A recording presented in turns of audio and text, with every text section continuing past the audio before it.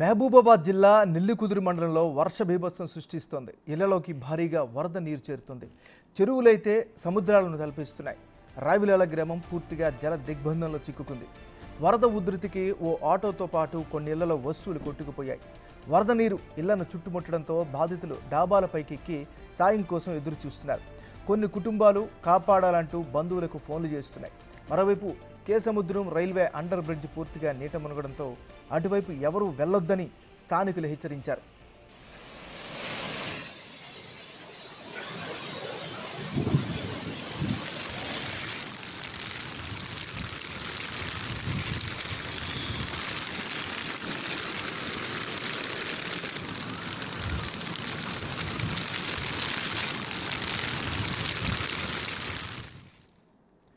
మహబూబాబాద్ జిల్లా కేసముద్రంలో వాన బీభత్సం సృష్టించింది.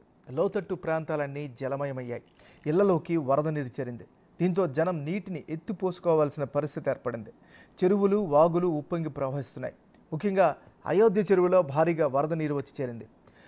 తల్లపూసపల్లి రైల్వే స్టేషన్ సమీపంలో వర్షానికి రైల్వే ట్రాక్ కింద ఉన్న మట్టి కొట్టుకుపోయింది. ట్రాక్ మొత్తం గాల్లో వేలాడుతుంది. దీంతో మహబూబాబాద్ మార్గం గుండా వెళ్లే రైళ్లు నిలిచిపోయాయి. మచిలీపట్నం ఎక్స్ప్రెస్తో పాటు ఇతర రైళ్లను నిలిపివేశారు.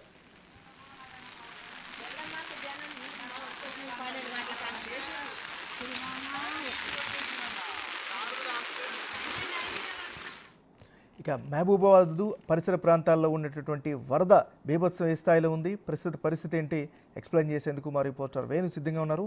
వేణు, చెప్పండి, ప్రస్తుతం ఎలాంటి పరిస్థితి ఉంది, ఎప్పటికి ఇదంతా కూడా నార్మల్ స్థితికి వచ్చే అవకాశం ఉంది?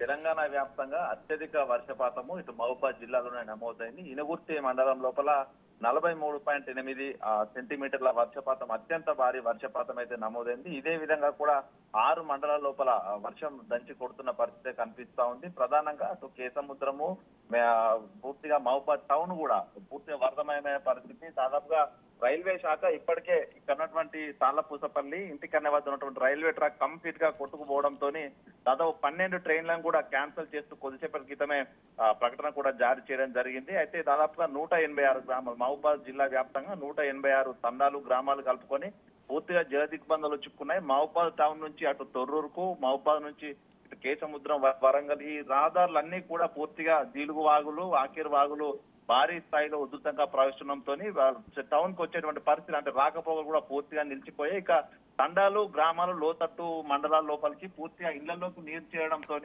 బయటకు వచ్చి బిక్కుబిక్కుమంటూ కూడా ప్రజలు బతుకుతున్న పరిస్థితి కనిపిస్తోంది. ఇక 48 గంటల పాటు ఇట్లాగే వాతావరణం ఉంటుందంటూ వాతావరణ శాఖ చెప్తున్న నేపథ్యం లోపల కూడా ఈ పరిస్థితి మరింత బీభత్సంగా మారే అవకాశం ఉంది. వందల పశువులు ఇప్పటికే వరద లోపల కొట్టుకుపోయిన పరిస్థితి ఉంది. ఇక ప్రజలు కూడా అప్రమత్తంగా ఉండాలంటూ అధికారులు సూచనలు చేస్తున్నప్పటికీ పునరావాస సౌకర్యం అంతే పరిస్థితి లేదు. ఎందుకంటే ఆ స్థాయిలో వర్షం ఎడతెరిపి లేకుండా దంచి కొడుతున్న నేపథ్యం లోపల ఎవరికి వారే అప్రమత్తంగా ఉండాలంటూ అధికారులు కూడా ఆదేశాలు జారీ చేసిన పరిస్థితి కనిపిస్తుంది. సో చూడాలి, ఓవరాల్ గా వర్షం ఎడతెరిపిస్తే తప్ప అసలు తీవ్రమైన నష్టము, పశువుల డ్యామేజ్, అదే విధంగా ప్రజలకు సంబంధించిన డ్యామేజ్ కూడా తెలిసే అవకాశం అయితే లేదు. సో చూడాలి, ఓవరాల్ గా వర్షం ఎడతెరిపిస్తే తప్ప దీనిపై ప్రభుత్వం అధికారికంగా అసలు డ్యామేజ్ ఏందనేది కూడా చెప్పే అవకాశం అయితే కనిపించట్లేదు. ఏమన్నారు?